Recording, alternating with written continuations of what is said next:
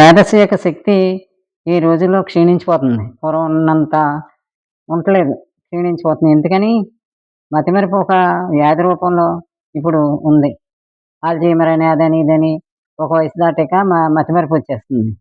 ఏమీ తెలియట్లేదు. మర్చిపోతున్నారనమాట. అనవసరపు విషయాలు, వ్యర్థ విషయాల్లో మెదడు నిండిపోతుంది. మన సెల్ ఫోన్‌లో ఎక్కువ నిండిపోతే ఏమవుతది? మెమరీ ఎక్కువైపోయిందని చెప్తది. అలాగే మనకు కూడా అక్కర్లేని విషయాలు, పెద్ద విషయాలు అన్నీ బ్రెయిన్‌లో నిండబెట్టేసుకుంటున్నాం. ఫుల్ అయిపోతున్నాయనమాట. దానివల్ల అసలైన విషయాలు, మంచి విషయాలు మర్చిపోతున్నారు. మొత్తానికి మర్చిపోతున్నారనమాట. ఏం చేయాలి ఇప్పుడు మనం? దాన్ని వదిలించుకోవాలి. అనవసరమైన వాటిని వదిలించుకోవాలి. మనం సెల్‌లో ఎలాగా వదిలించుకుంటున్నామో దీనిలో కూడా అంతే.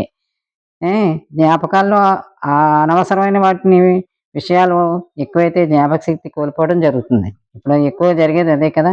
జ్ఞాపకశక్తి ప్రతి ఒక్కరిలో బాగానే ఉంటది. ప్రతి ఒక్కరికి జ్ఞాపకశక్తి బానే ఉంటుంది. మనం ముందుకు వెళ్ళే విషయాలు గుర్తుకుండవు. మనం మంచి కావాల్సిన విషయాలు, చదువు విషయాలు, మంచి మంచి విషయాలు గుర్తు ఉండవు. ఎప్పుడో జరిగిన బాధాకర విషయాలు, మనకు జరిగిన వ్యర్థ విషయాలు, ఎవరైనా ఒక మాట అన్నారనుకోండి మనల్ని, అవన్నీ గుర్తుంటాయి. బాధపడిపోతా ఉంటామనమాట. ఈ ధ్యాసలోనే మనసు ఉండటం వలన ఎక్కువగా గుర్తుంటుంది. ఈ విషయాలు, గతించిన విషయాలు, బాధలు, కష్టాలు ఇవి గుర్తుపెట్టుకుంటాం గానీ, ఎన్నో మంచి విషయాలు, మనం ముందుకెళ్ళే విషయాలు, చదువులు, పాఠాలు, పాఠ్యాంశాలు, మా టీచర్స్ ఏం చెప్పారు, ఇలాంటివన్నీ పిల్లలు మీ మీ మీలాంటి విద్యార్థులు చక్కగా మీరు ఆ వ్యర్థ విషయాలు మైండ్‌లో పెట్టుకోకుండా, చక్కగా పాఠ్యాంశాలు విని, మళ్ళా బయటకొచ్చి క్లాస్ నుంచి బయటకొచ్చాక ఆ విషయాలను షేర్ చేసుకుంటూ, ఒకళ్ళకొకళ్ళు పిల్లలు దాని గురించి ఆలోచించారనుకోండి, చాలా మంచి అలవాటు. చాలా మీరు ముందుకెళ్ళడానికి ఎంతో అవకాశం ఉంది. ఈ చెవితో విని, ఆ చెవితో పాఠ్యాంశాలు వదిలేసి, బయటికి రాగానే క్రికెట్ అన్నీ ఉండొచ్చు. ఎప్పుడు మాట్లాడితే అప్పుడు మాట్లాడుకోవాలి. ఇలాగ ఇప్పుడు ఎక్కువైపోయింది కాబట్టి, ఎంతో జ్ఞాపకశక్తిని లాస్ అవుతున్నారు. విద్యార్థులకు పాఠాలకు సంబంధించి తిరిగి మననం చెయ్యరు. విని వదిలేస్తారు. అక్కడ ఆ పనికిమాలిన విషయాలు ఎక్కువ ప్రభావితం చేస్తూ ఉంటారు. మనం మనం ఎక్కువ బయట విషయాలు, లౌకిక విషయాలు ఎక్కువ ప్రభావం ఉంటదన్నమాట మన మీద.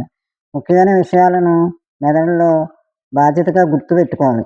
మన చదువు విషయాలు గానీ, కుటుంబంలో ఆర్థిక విషయాలు గానీ, మంచి మంచి విషయాలు కానీ, మనం ఖచ్చితంగా ప్రతి విషయంలో కూడా మనం ఈరోజు ఏం చేయాలి, లేకపోతే ఈ కరెంట్ బిల్, బ్యాంక్ బిల్ ఇవన్నీ గుర్తుపెట్టుకోవాలి. అవి ఎప్పుడెప్పుడు ఏం చేయాలో అన్నీ చేసుకోవాలన్నమాట.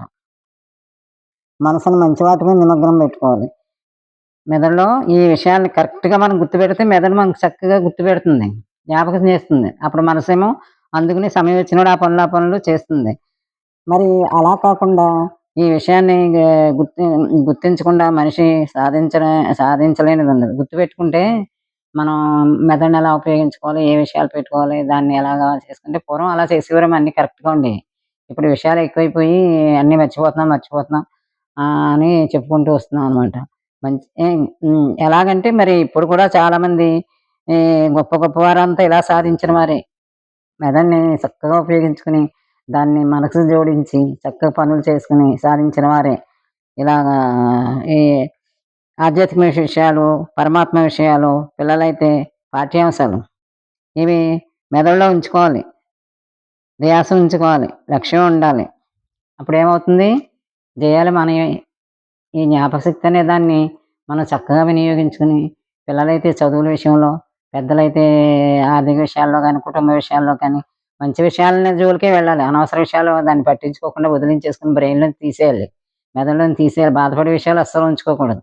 ఎప్పటికప్పుడు క్లారిటీగా, క్లియర్‌గా అలా పెట్టుకుంటే మానసిక ఆరోగ్యం, శారీరక ఆరోగ్యం, ఆర్థిక విషయాలు అన్నీ పర్ఫెక్ట్‌గా ఉంటాయి. మనం బాగుంటాం. మన పక్కన ఉన్నోళ్ళు అందరూ బాగుంటారు.